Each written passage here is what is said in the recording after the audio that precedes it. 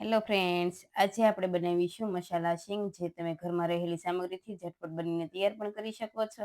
અને જો તમે આ રીતે ક્યારે ન બનાવ્યું તો એકવાર જરૂરથી બનાવજો. તો ચાલો બનાવવાનું શરૂ કરીએ. તો તેના માટે મેં કાચા 1 કપ શીંગના દાણા લીધા છે. તો હવે ગેસની ફ્લેમ લો રાખી દાણામાં કાળી દાજ ન પડે એ રીતે આપણે શેકીશું, અને ધીરે ધીરે આ રીતે ગેસની ફ્લેમ સ્લો રાખીને શેકીશું. તો શીંગના દાણામાં બિલકુલ કાળી દાજ પણ નહીં પડે અને 7 થી 8 મિનિટમાં શેકાઈ પણ જશે. અને જો તમારે આ રીતે કાચા શીંગના દાણા શેકીને ન બનાવી હોય તો તમે ખારી શીંગ લઈને પણ બનાવી શકો છો.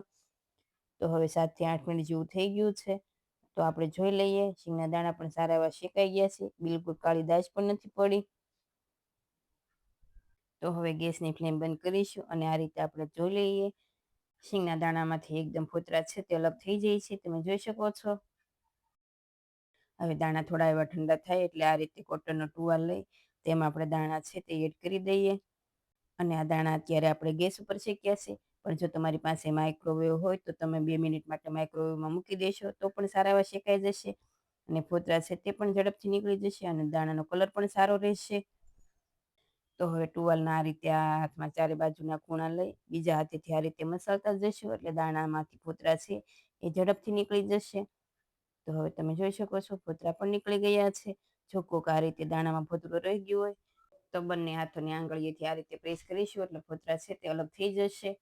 તો હવે આ રીતે બધા ફોતરા અલગ થઈ ગયા છે, તો તમે જોઈ શકો છો. તો હવે દાણામાંથી એક તમને નવી ટ્રીક બતાવું છું ફોતરા અલગ કરવાની, જે તમે ક્યારેય નહીં કરી હોય. અને જો આ રીતે તમે ફોતરા અલગ કરશો તો એકદમ ઝડપથી બધા ફોતરા અલગ થઈ જશે. તો આ રીતે મેં એક બાઉલ લીધો છે, તેના ઉપર ઝારો રાખ્યો છે. તો આ રીતે દાણા છે તે આપણે ઝારામાં એડ કરી દઈએ અને તમે જોઈ શકો છો બધા ફોતરા છે તે અલગ થવા લાગ્યા છે. અને જો આપણે આ રીતે કરીશું તો ફોતરા છે ચારે બાજુ ફેલાશે પણ નહીં અને એકદમ સારી રીતે નીકળી પણ જશે. તો હવે આપણે મસાલા શીંગ પણ બનાવી લઈએ. તો પેનમાં 1/2 સ્પૂન જેવું તેલ એડ કરી, તેલ થોડું એવું ગરમ થાય એટલે તેમાં શીંગ એડ કરીશું અને ગેસની ફ્લેમ સ્લો જ રાખીશું. હવે તેમાં શીંગનો સારો એવો કલર આવી જાય તેના માટે મેં 1/2 સ્પૂન હળદર પાવડર એડ કર્યો છે. અને હવે 2 થી 3 મિનિટ જેવું શેકીશું એટલે શીંગના દાણામાં હળદરનો સારો એવો કલર પણ આવી જશે અને થોડા એવા દાણા શેકાઈ પણ જશે. તો 2 મિનિટ જેવું થઈ ગયું છે. તો હવે આપણે ગેસની ફ્લેમ બંધ કરીશું અને દાણાને આપણે નીચે લઈ લઈશું. હવે તેમાં બીજા મસાલા પણ કરી લઈએ. તો તેમાં 1 સ્પૂન લાલ મરચું પાવડર, 1/2 સ્પૂન મીઠું, સાથે 1/2 સ્પૂનથી થોડો ઓછો મરી પાવડર એડ કરીશું અને 1/2 સ્પૂન સંચળ પાવડર, 1/2 સ્પૂન આમચૂર પાવડર. જો આ મસાલા તમારે ઓછા વધુ એડ કરવા હોય તો પણ કરી શકાય. અને હવે 2 સ્પૂન જેટલો શુગર પાવડર એડ કરીશું. પણ જો આમાં મસાલા થોડા આગળ પડતા હશે તો એકદમ માર્કેટ જેવી શીંગ બને છે.